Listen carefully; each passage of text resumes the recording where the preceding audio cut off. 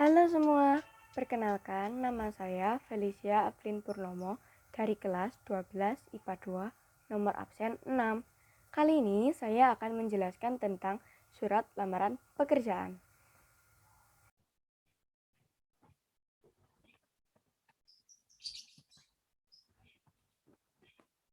Yang pertama, saya akan menjelaskan pengertian dari surat lamaran pekerjaan. Surat lamaran pekerjaan ini merupakan surat formal atau resmi yang dibuat oleh seseorang yang sedang mencari maupun membutuhkan pekerjaan, dan surat ini ditujukan kepada pimpinan atau institusi tempat kerja yang dituju.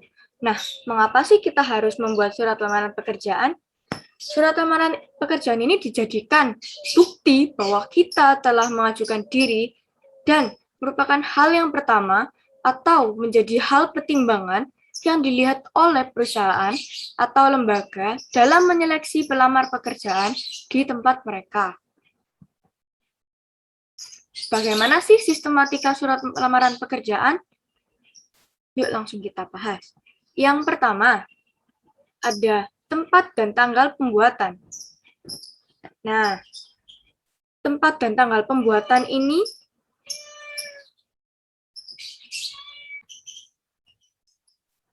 ditempatkan di pojok kanan atas tanpa titik di akhir kalimat, karena ini bukan merupakan kalimat. Nah, lalu ada lampiran dan hal. Kata lampiran dan hal tidak boleh disingkat, dan angka pada kolom lampiran ditulis menggunakan huruf.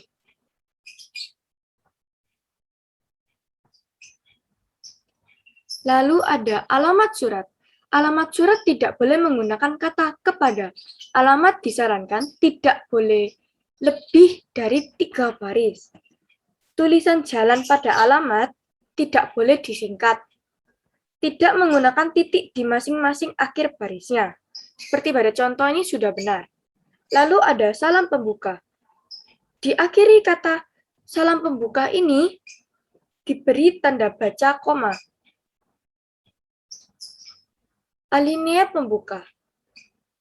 Pada alinea pembuka ini sebaiknya menggunakan bahasa yang baik dan sopan agar pihak instansi atau perusahaan yang dituju tidak tersinggung.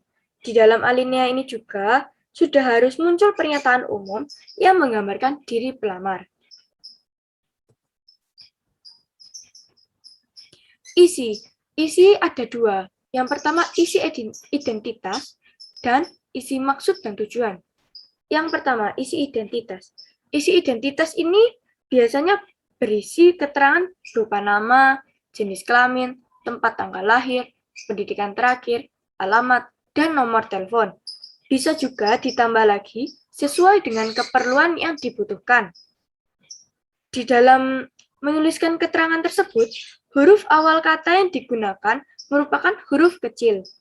Isi maksud dan tujuan ini berisikan alasan pelamar untuk melamar pekerjaan tersebut, dan dalam lamaran pekerjaan ini juga terdapat beberapa lampiran.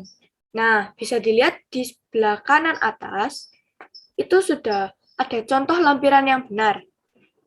Nah, di setiap lampiran yang diminta itu kalimatnya diberi di setiap rincian digunakan tanda baca titik koma, dan di akhir lampiran digunakan tanda baca titik. Lalu penutup. Pada surat lamaran ini, penutup haruslah menunjukkan keantusiasan pelamar pekerjaan kepada institusi atau perusahaan yang dituju. Terakhir, salam penutup. Jika di awal ada salam pembuka, maka diakhiri juga dengan salam penutup. Salam penutup ini menjadi hal yang sangat penting karena sebagai bentuk etika, sopan santun, dan penghormatan. Terakhir, ada tanda tangan dan nama terang. Tanda tangan dan nama terang ini biasanya berada di pojok kanan bawah surat. lalu di bawahnya ditulis nama lengkap. Seperti contoh ini sudah benar.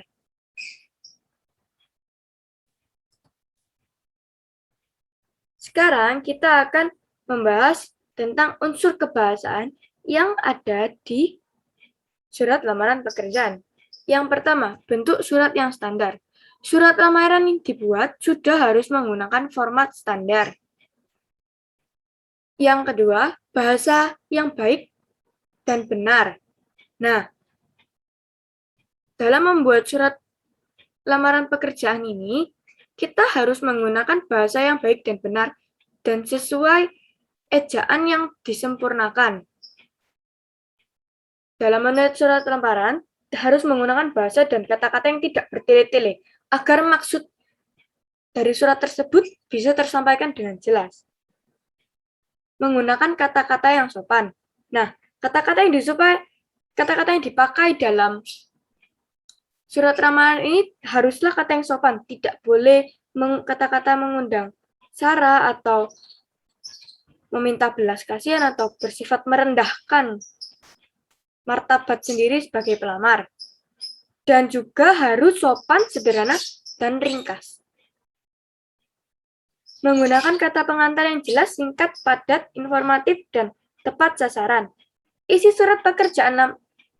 surat lamaran pekerjaan harus menggambarkan informasi tentang pelamar dan kemampuan kerja pelamar, serta meyakinkan bahwa bidang atau posisi pekerjaan yang dilamar sudah sesuai dengan kemampuan orang yang melamar. Penyampaian maksud surat dan pada isi surat. Penggunaan kalimat yang jelas untuk melamar pekerjaan, termasuk dalam menentukan jabatan yang diinginkan oleh pelamar sendiri. Ini menjadi hal yang penting dalam menyusun surat lamaran pekerjaan. Menggunakan kalimat permohonan di paragraf penutup. Kalimat penutup berisi harapan dan permohonan kepada pimpinan institusi yang dilamarnya agar dapat diterima. Yang terakhir, menggunakan atau memperhatikan penulisan dan tanda baca. Melengkapi bagian-bagian surat dengan norma bahasa surat seperti penulisan unsur hal, tempat atau tanggal, alamat, salam pembuka, isi surat, salam penutup, tanda tarang, tanda tangan, dan nama terang yang sesuai